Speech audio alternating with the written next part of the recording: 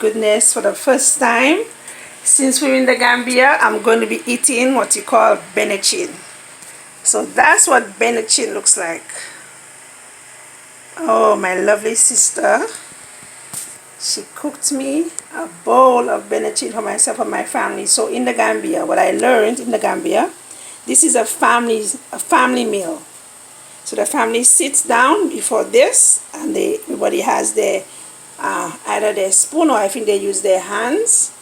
And this would be my portion. This would be my dance. This would be Destiny. This would be Dionel's. I think you get this wrong. This would be my portion. Not portion. Is where you would sit. So if you're at the table, you sit at the head, which you'd probably be eating from here. Then I would be eating from here. Destiny would be eating from here. Okay, let me say it again. So would be eating from here. This would be my portion, and I will be eating like the whole thing. You don't even like every fish, so we have to find out what kind of fish they cook. Yeah. Well, once the fish, but I am very excited. Once the fish have scale on it, fin and scale, yes, then we are allowed to eat it. Fin and scale. Fin and scale. If the fish does not have fin nor scale together, Israel can't have it. Yes. So we're going to enjoy this for dinner. Fatu, thank you, love. Thank you so much. I'm finally going to taste your hand. You liking it so far, Bess? It's like by the time I'm ready to eat, I won't get any base. Keep on videoing. You're enjoying it. Keep on videoing, mommy. As that's it. So this is me, guys. This is me. This spoon shaking is me. So this is where I think we stop. Everybody's full. It's very interesting that bowl of food is able to share for the four of us, and everyone is filled. Right, guys? Your tummy is filled, right? Yeah. Wow. That's my water. Thank you, sugar. And we thank the Most High for what He has provided for us. And we hope that you, wherever you are, whoever you are watching this video, that you also have food to eat on your table, that a meal was prepared for you on your table, right? And we pray blessings for everyone watching this video. Thanks so much for watching, guys.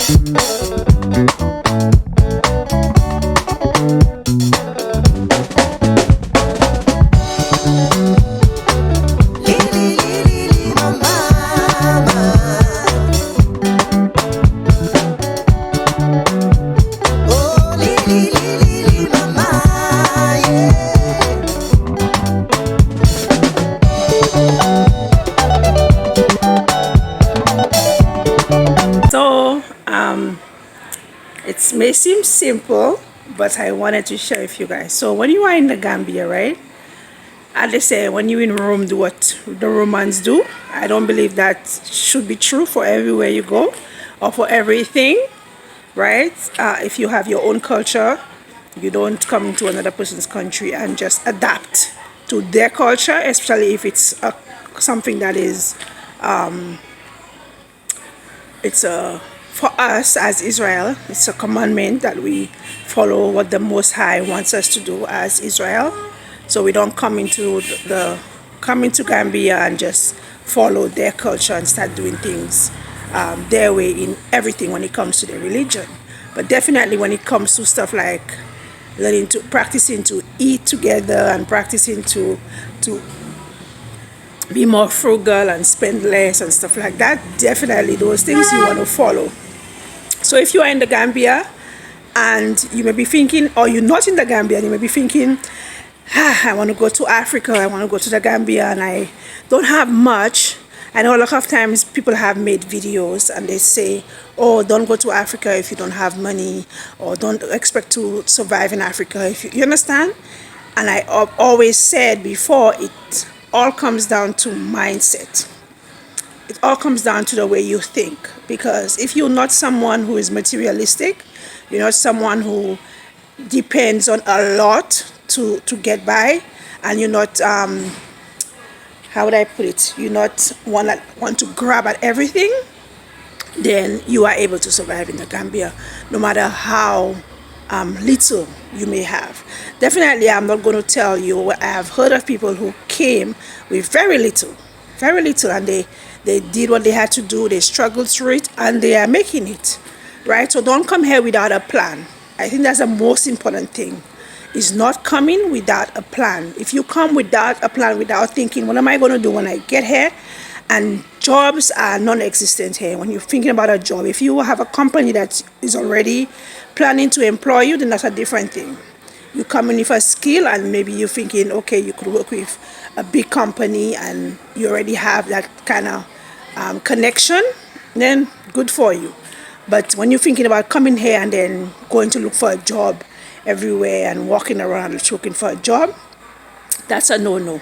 So even if you're not a business person, you don't have that business mindset, there are so many things that you can do here to make money.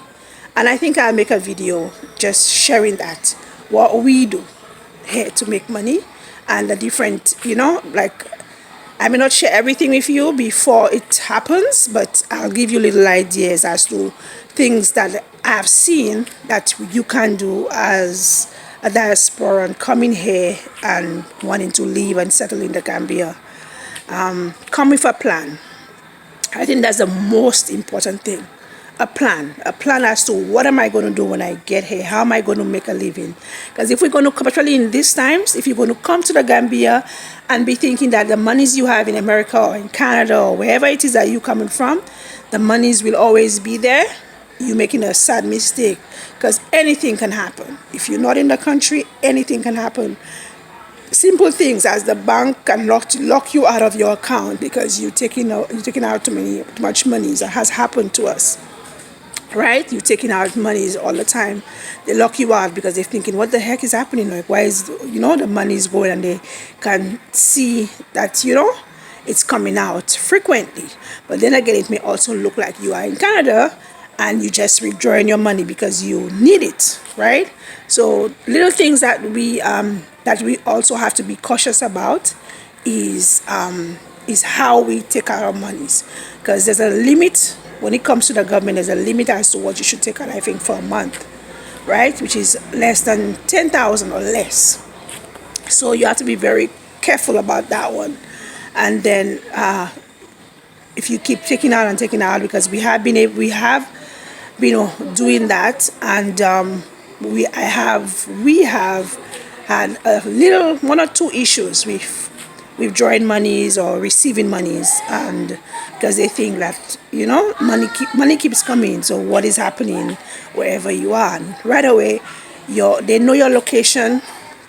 Your phone is able to give you away when it comes to your location. Your devices, right? Your internet, your online devices are able to give away your location, especially if you're coming from over there with them. And things change. The VPN, I think, changes on your computer or whatever, then right away it tells where you are in the world.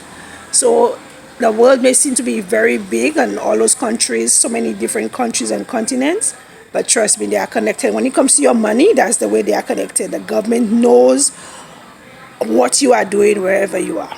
So that I advise you to be careful about. But yeah, the reason why I decided to even share anything this afternoon, it was a sister, a Gambian sister. She's so lovely to me. She said, I'm her God said. But, when you are here, it's very important to build relationships with the locals. Not just any and everyone. I mean, it takes time to meet people who are genuine enough to be able to build relationships with and be able to call them family, and to open yourself to. Of course, you may open yourself to someone or some people and you may get hurt doing that, but we have to do it as in increments.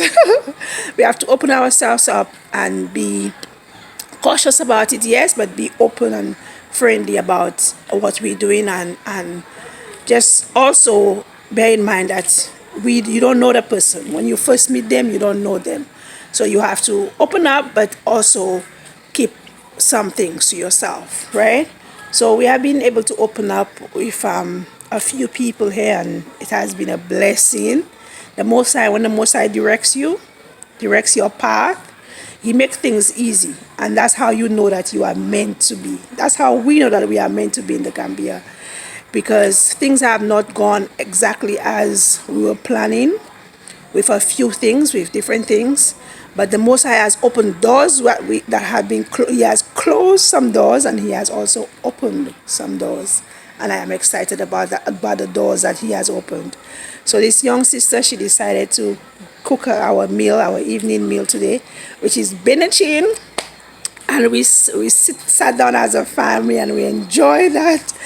And it was my first time ever, guys. We have been here from since July. And it's my husband, my kids, they eat Gambian food every day at school. Right? Each day they have a different meal. So on Mondays they have damada. On Tuesdays they have kalalu.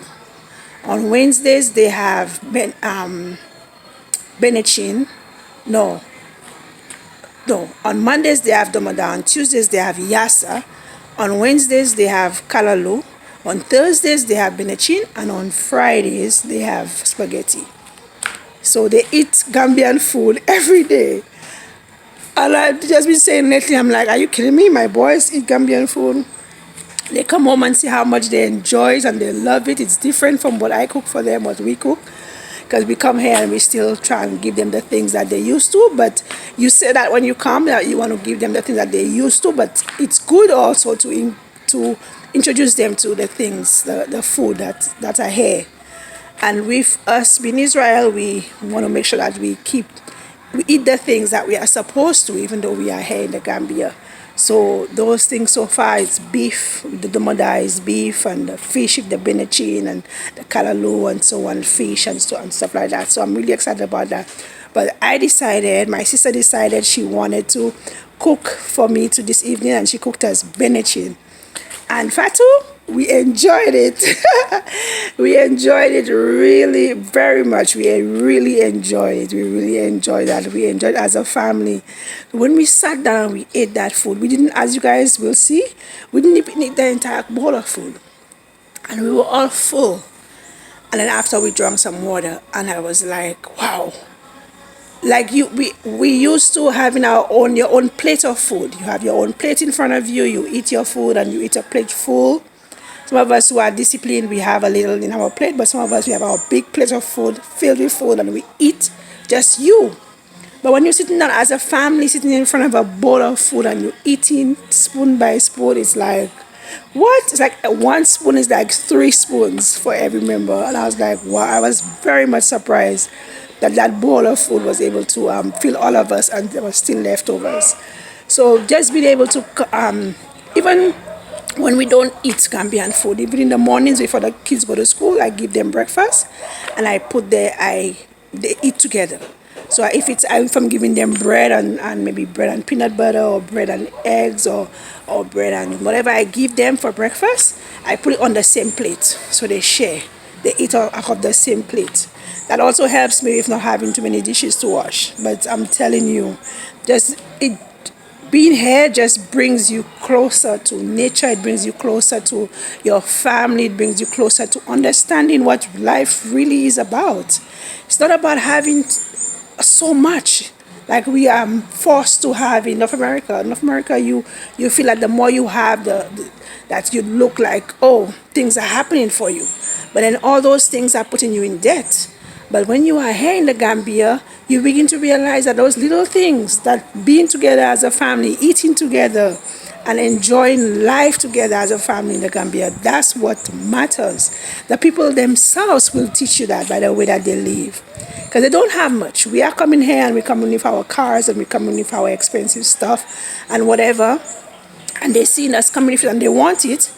But they don't realize that what they have is living. They are the ones who are really living, because we suffered so much to accumulate those things in North America. But they are the ones living the good life and easy and free and not having to stress over money and so on. Even though they do want, as I said, they do want those things. And most of them are not able to get by, and things are hard and they struggle. But when it comes to living, they know how to do that. We family, with each other. And that's what I just wanted to leave with you guys.